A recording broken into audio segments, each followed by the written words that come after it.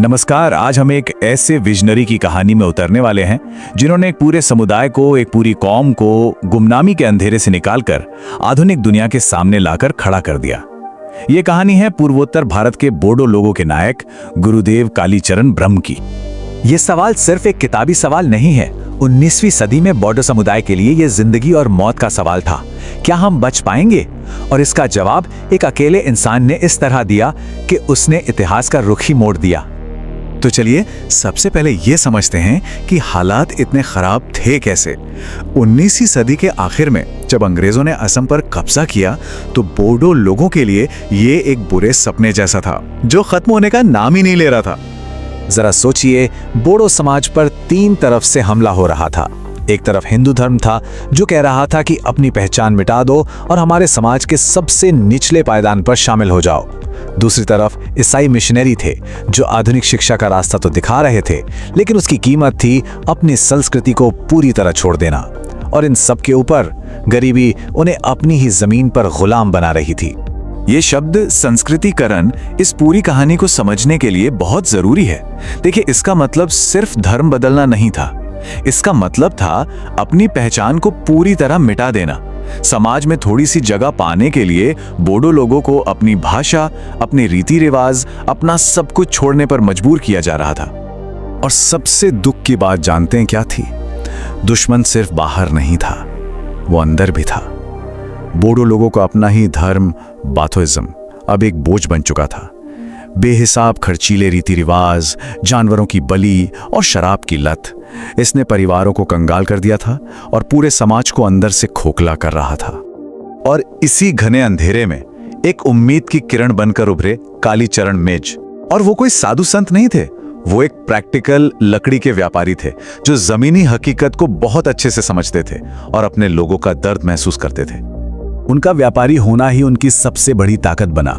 वो काम के सिलसिले में जब बंगाल जाते तो वहां के तरक्की करते समाज को देखते, और फिर जब अपने घर लौटकर अपने लोगों की गरीबी और लाचारी देखते तो उनका दिल कचोटता था।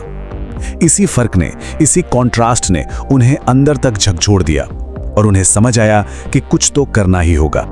और फिर उनकी जिंदगी में एक बहुत बड़ा मोड़ आया। साल था 1905, जब उन्हें ब्रह्म धर्म के बारे में पता चला।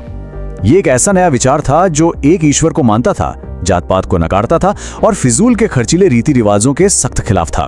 कालीचरण को इसमें अपने लोगों की हर समस्या का हल नजर आ गया। एक तीसरा रास्ता, एक बेहतर रास्ता। ये स्लाइड कमाल की है क्योंकि ये दिखाती है कि ब्रह्म धर्म इतना बेहतरीन विकल्प क्यों था। सोचिए, एक मुश्किल पहेली का कितना शानदार जवाब था ये। हिंदू धर्म अपनाते तो पहचान खत्म हो जाती, ईसाई बनते तो अपनी जड़ों से कट जाते, लेकिन ब्रह्म धर्म ने एक सुनहरा बीच का रास्ता दिखाया। तरक्की भी करो, सम्मान भी पाओ, लेकिन अपनी बोडो पहचान को मजबूती से थामे रहो। लेकिन कालीचरण सिर्फ धर्म बदलना नहीं चाहते थे। नहीं, उनका लक्ष्य इससे कहीं ज्यादा बड़ा था। उन्होंने अपने लोगों को हर तरह से, सोशल, इकोनॉमिक, पॉलिटिकल, हर तरह से ऊपर उठाने के लिए एक पूरा मास्टर प्लान बनाया था।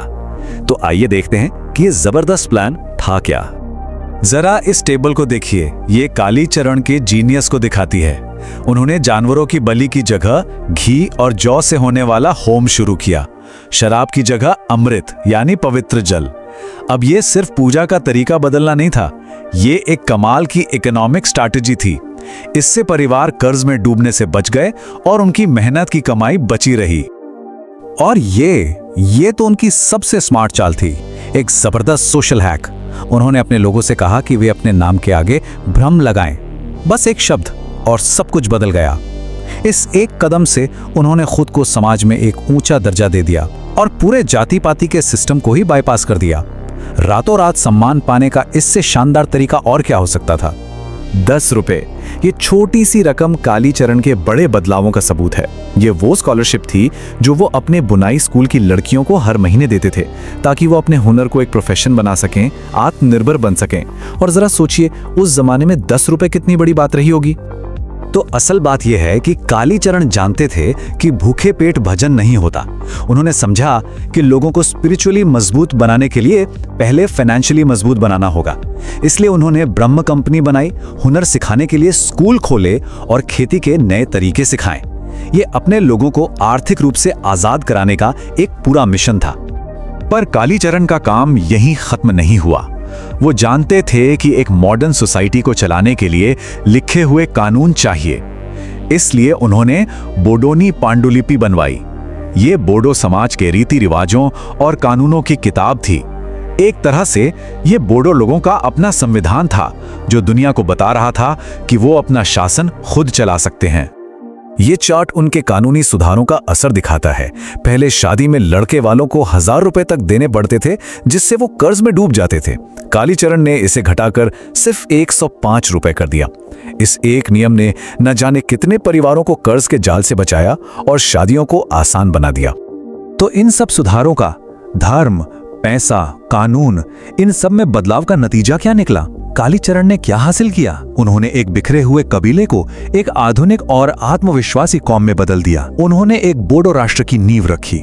उन्होंने सिर्फ विचार नहीं दिए, बल्कि ऐसी संस्थाएं बनाई जो आज भी खड़ी हैं।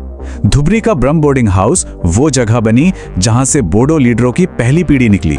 बोडो स्टूडेंट्स यूनियन ने युवाओं को एक मंच दिया और बिबार पत्रिका ने बोडो भाषा और साहित्य को एक नई पहचान दी। और फिर इस सामाजिक और सांस्कृतिक जागृति ने राजनीतिक ताकत का रूप लिया।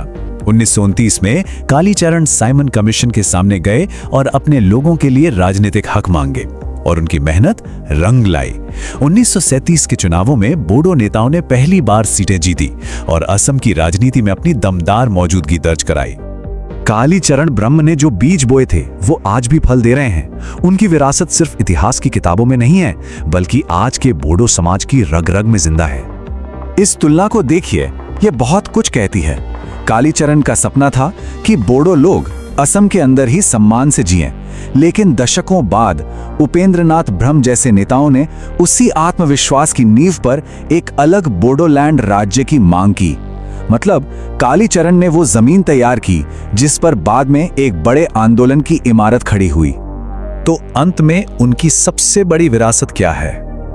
उन्होंने बोडो लोगों की आत्मा को मरने से बचाया। उनकी भाषा, उनकी पहचान और उनके आत्मसम्मान को फिर से जिंदा किया। और जब एक कौम अपनी आत्मा को पहचान लेती है तो राजनीतिक मंजिलें अपने आप आसान हो जाती हैं। ये एक लाइन उनके पूरे जीवन के काम को बयां कर देती है। कालीचरण ब्रह्म ने सिर्फ एक धर्म नहीं सुधारा, उन्होंने कौम को बनाया। उन्होंने एक ऐसे समाज को भविष्य दिया जिसे इतिहास ने लगभग भुला ही दिया था।